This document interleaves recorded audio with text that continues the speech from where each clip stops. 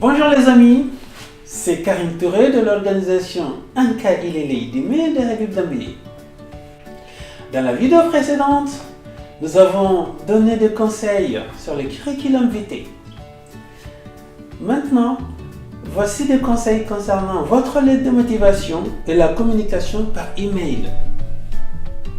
Et dans la lettre de motivation, l'employeur veut savoir qui vous êtes, pourquoi le poste vous intéresse et de quelle manière vous pensez que vous pouvez répondre aux critères de sélection.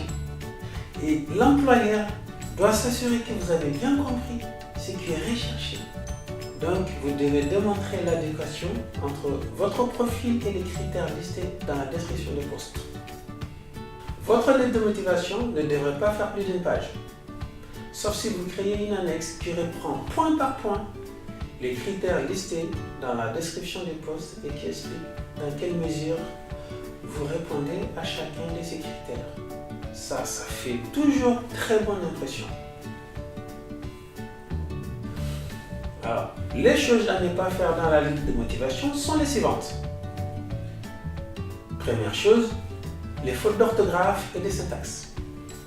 Comme pour les CV, la lettre de motivation ne doit pas avoir de fautes d'orthographe. Encore une fois, vu qu'il est gratuit de se relire et de faire relire la lettre par quelqu'un, le fait de fournir une lettre avec des erreurs de syntaxe et d'orthographe va donner l'impression que vous ne prenez pas la candidature au sérieux et qu'on ne peut pas se reposer sur vous. Et deuxième chose à ne pas faire les amis, recopier un modèle trouvé sur internet. L'employeur aussi utilise Google et il verra très facilement si vous avez juste repris un modèle sur internet. Nous avons vu des situations où 34 candidats avaient utilisé les mêmes modèles et nous avions 34 lettres de motivation identiques. Vous devinez ce qu'on a fait de ces 34 candidatures. À côté, on a pu garder les candidatures des personnes qui s'étaient donné la peine de rédiger une lettre adaptée au poste à pourvoir. Troisième chose à ne pas faire les amis. Dans une lettre de motivation, on ne veut pas lire que vous êtes le neveu de tel ministre ou l'ami d'école du fils du patron. Cela n'a rien à voir avec vos compétences. Maintenant, quand vous communiquez par email, rappelez-vous que même la manière dont vous communiquez par email pourra informer l'employeur sur votre niveau de sérieux et de professionnalisme. Quand vous envoyez des emails, n'oubliez jamais les formules de politesse et de salutation.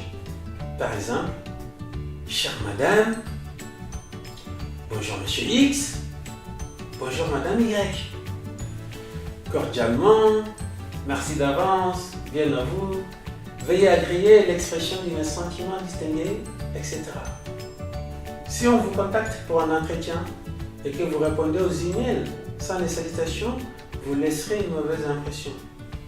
Il se peut même que l'employeur annule l'entretien en voyant comment vous répondez à ces emails. Pareil, si vous faites de fautes d'orthographe ou de syntaxe dans vos communications par email. Une autre chose éliminatoire est d'écrire les emails avec des abréviations.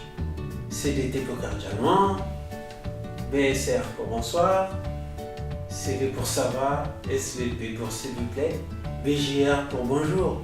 Utiliser le langage SMS n'est pas acceptable dans les échanges avec un recruteur. C'est éliminatoire. Même si le recruteur souhaitait initialement vous rencontrer pour un entretien, alors répondre par pas de PB pour 14 heures, ce n'est pas professionnel.